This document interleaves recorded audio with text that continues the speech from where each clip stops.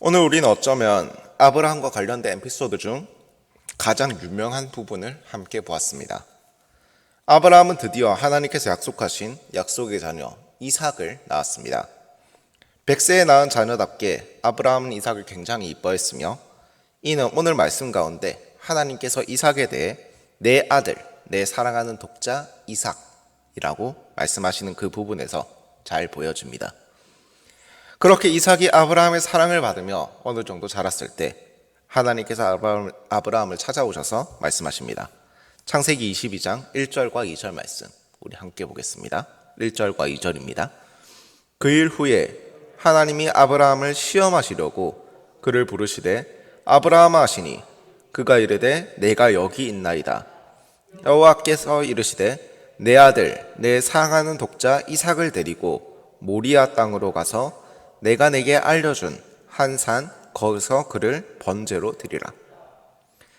상상하건대 아브라함이 이 명령을 받았을 때 온 세상이 무너지는 그러한 기분이었을 것입니다.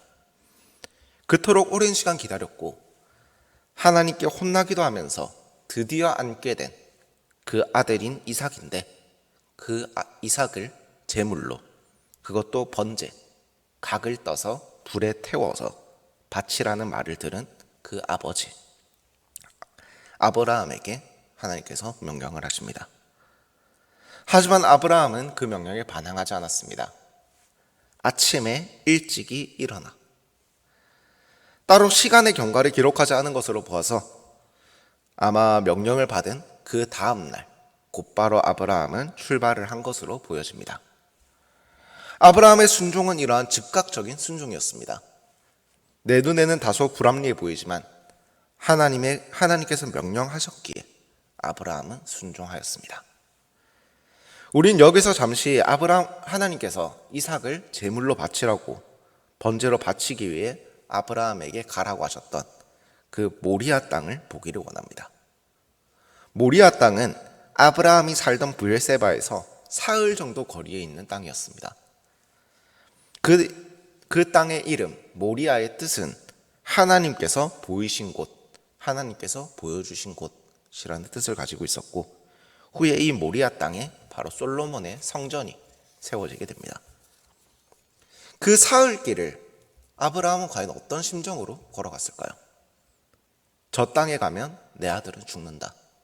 아니, 저 땅에 가면 내 손으로 내 아들을 죽여야 한다. 그때 내 아들이 과연 나를 어떤 눈으로 바라볼까? 그때 내 아들이 얼마나 아플까? 얼마나 두려울까? 수많은 걱정과 두려움 속에서 아브라함은 그 길을 걸어갔을 것입니다. 그리고 길을 떠난 지 사흘째 되는 날, 이제 아브라함의 눈에 하나님께서 말씀하신 바로 그 산이 보입니다. 그리고 종들에게 여기서 기다리라고 하고는 이삭에게만 번제로 쓸 나무를 지고 따라오라고 합니다. 함께 6절 말씀, 창세기 22장 6절 말씀을 함께 읽겠습니다. 6절입니다. 이에 아브라함이 종들에게 이르되 너희는 나귀와 함께 여기서 기다리라. 내가 아이와 함께 저기 가서 예배하고 우리가 너희에게로 돌아오리라 하고. 히브리서 11장 17절에서 19절 말씀을 보면 이 장면을 두고 이렇게 기록하고 있습니다. 아브라함은 시험을 받을 때에 믿음으로 이삭을 드렸으니 그는 약속들을 받은 자로되 그 외아들을 드렸느니라. 그에게 이미 말씀하시기를 내 자손이라 칭할 자는 이삭으로 말미암음이라 하셨으니 그가 하나님이 능히 이삭을 죽은 자 가운데서 다시 살리실 줄로 생각하는지라. 비유컨대 그를 죽은 자 가운데서 도로 받은 것이니라. 히브리서 기자의 시점에서 오늘 장면을 바라본다면 아브라함의 순종에는 일말의 기대가 있었습니다. 지금 내가 이삭을 바치더라도 하나님께서 이 이삭을 다시 살려주실 것이다. 내가 다시 이 아이와 함께 종들에게로 돌아올 수 있을 것이다. 하나님께서 약속의 자녀인 이 이삭을 그렇게 쉽게 죽이시지는 않으실 것이다. 그렇게 아브라함과 이삭은 모리아 땅에 하나님께서 알려주신 그 산으로 올라갑니다. 제물로 쓸 양은 어디 있냐고 물어보는 그 아들에게 하나님께서 친히 준비하실 것이다. 그런 기대와 두려움을 품은 대답으로 얼버무리고는 계속해서 올라갑니다. 그리고 이삭이 제단을 준비하자 아브라함은 이삭을 묶어서 제단 위에 올라가라고 그렇게 말을 합니다. 여기서 우리는 이삭의 순종을 한번 생각해 보길 원합니다.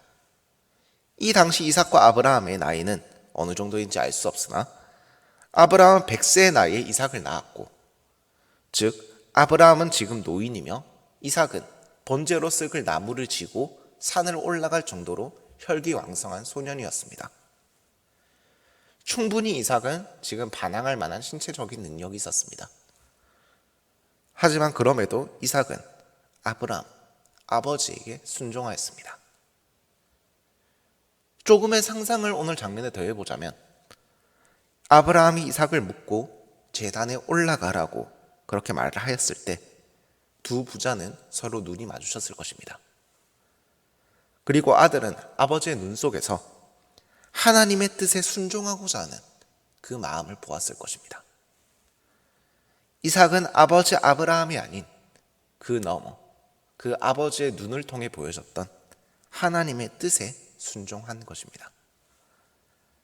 그리고 아브라함은 칼을 들어서 이삭을 내려치려는 그 순간 하나님께서 다급하게 아브라함을 부르십니다.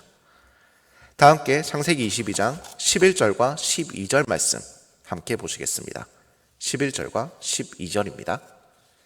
여호와의 사자가 하늘에서부터 그를 불러 이르시되 아브라함아 아브라함아 하시는지라.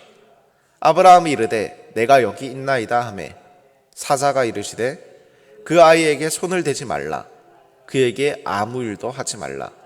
내가 내 아들 내 독자까지도 내게 아끼지 아니하였으니 내가 이제야 네가 하나님을 경외하는 줄을 아노라. 아멘.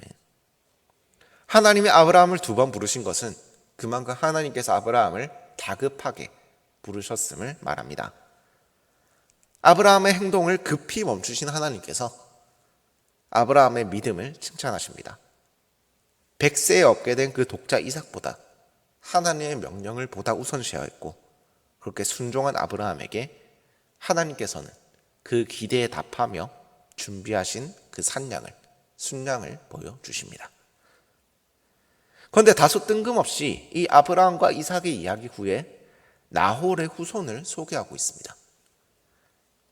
이들은 직후 이어지는 23장에 나오는 장면과도 연관이 없어 보이는 그런 사람들임에도 이곳에 소개된 것은 나홀의 후손들 중 바로 이후 이삭의 아내가 되는 리브가가 있었기 때문입니다.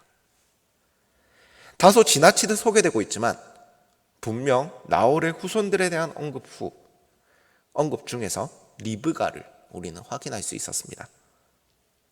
이삭은 하나님께서 약속하신 아브라함의 창대한 후손의 그 시작을 열게 될 아들입니다.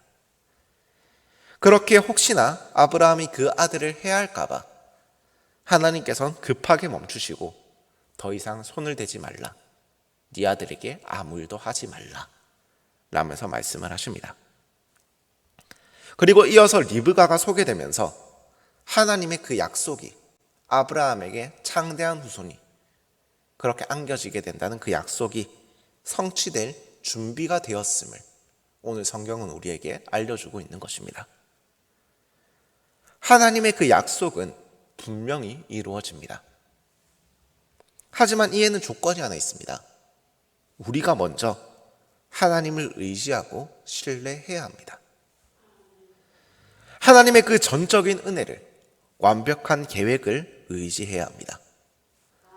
아들을 바치라는 하나님의 명령에 순종했던 아브라함처럼 제단에 오르라는 그 아버지의 너머에 계신 하나님의 뜻을 의지했던 이삭처럼 하나님은 아브라함을 통해 이삭에게 하나님을 믿는 자가 어떻게 살아가야 하는지를 교육하셨고, 이번 일을 통해 이삭은 하나님께 순종한다는 것이 무엇인지를 아버지를 통해서, 그리고 그 아버지의 너머에 계신 하나님을 통해서 알게 되었을 것입니다. 그리고 이제 추후에 하나님께서 준비하신 그 짝, 리브가를 만나게 될 것이고 하나님의 백성 이스라엘의 시작을 열게 될 것입니다. 모든 것은 하나님의 계획 아래에서 준비되었습니다. 우리가 할 일은 그 계획과 약속을 의지하고 신뢰하는 것입니다. 그 성취에 있어서 우리의 능력이, 우리의 노력이 끼어들 틈은 아무것도 없습니다. 모든 것은 오로지 하나님께서 주시는 은혜로 이루어집니다. 그 은혜에 우리 함께 감사합시다.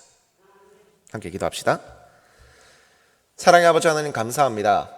오늘 우리들에게 생명의 말씀을 허락하시고 그 말씀을 통해 우리가 또다시 주님을 만나게 하시는 그 은혜를 주심에 감사합니다.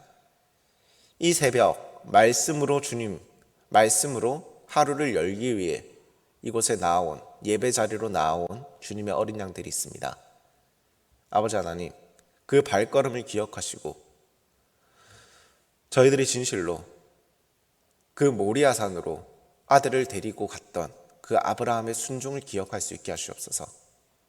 주님의 명령을 받고 즉각적으로 순종하였으며 또한 내 뜻과는 다를 수밖에 없는 그 주님의 명령에도 아무런 의심 없이 순종했던 것처럼 저희들 또한 그렇게 주님의 말씀에 순종할 수 있길 원합니다. 주님께서 저희들을 통해 이루실 완벽하고 원대한 계획이 있음을 믿습니다. 저희들이 진실로 그 계획을 신뢰하고 또한 의지하는 그런 예배자의 발걸음을 이어가길 원하니 아버지 하나님, 우리 효목제일교회 주님께서 기억하시고 축복하여 주시옵소서. 우리들의 모든 발걸음이 그렇게 주님께서 기뻐하시는 예배자의 발걸음이 되길 원합니다. 그러한 저희들의 삶을 저희들의 예배로 채워 주시옵소서. 이 모든 기도, 우리의 모든 삶을 기뻐 받으실 우리 주 예수 그리스도의 이름으로 기도드립니다. 아멘. 이 시간 주님께서 가르쳐 주신 기도로 오늘 예배를 마치겠습니다. 하늘에 계신 우리 아버지, 아버지의 이름을 거룩하게 하시며 아버지의 나라가 오게 하시며 아버지의 뜻이 하늘에서와 같이 땅에서도 이루어지게 하소서. 오늘 우리에게 일용할 양식을 주시고 우리가 우리에게 잘못한 사람을 용서하여 주는 것 같이 우리 죄를 용서하여 주시고 우리를 시험에 빠지지 않게 하시고 악에서 구하소서. 나라와 권능과 영광이 영원히 아버지의 것입니다. 아멘.